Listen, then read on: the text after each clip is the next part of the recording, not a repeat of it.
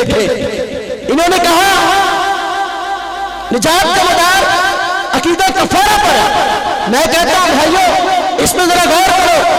اگر بائبل کو دیکھو وہ بھی اس کی نفی کرتی ہے, قرآن تو اس کی نفی کرتا ہی ہے.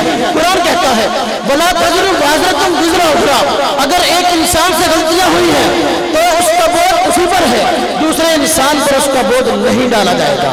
قرآن کہتا ہے فَمَن يَعْمَلْ مِثْقَالَ ذَرَّةٍ خَيْرًا يَرَهُ وَمَن يَعْمَلْ مِثْقَالَ ذَرَّةٍ شَرًّا يَرَهُ. قرآن کہتا ہے ذرہ پر نیکی جو کرے گا اپنی نیکی کا بدلہ پائے گا, اور جو آدمی ذرہ پر برائی کرے گا اس کا بدلہ وہ خود پائے گا. یہ قرآن کہتا ہے وَأَن لَيْسَ لِلْإِنسَانِ إِلَّا مَا سَعَىٰ.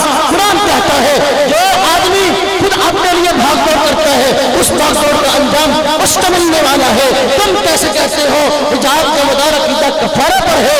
نعوذ باللہ, محرم کے آدم کو گنہگار مانتے ہی نہیں ہو. اگر تیری بات کو لو تو غلطی حضرت آدم سے ہوئی ہے, سولی پہ حضرت عیسیٰ چڑھ رہے ہیں. یہ کہاں کا قانون ہے؟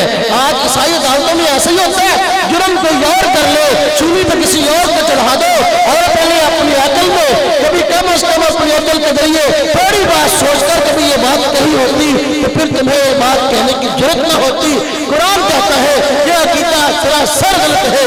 قرآن نے اس کی تردید کی ہے.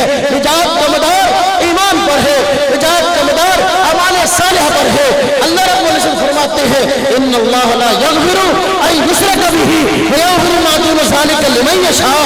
شرک کے علاوہ ہر گناہ معاف کر دیتا ہوں. تو بھائی آدم سے بھول ہوئی تھی, اللہ پاک نے معاف کر دیا.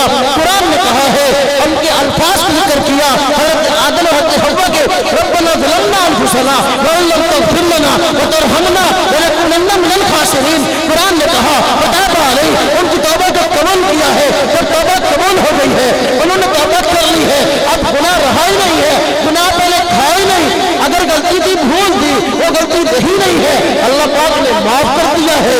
اب تم بتاؤ آگے گناہ سراج کیسے کرے گا؟ میں ایک دن بائبل کو کھول کر بیٹھا تھا, اس کی پہلی کتاب کتاب پیدائش کو دیکھا.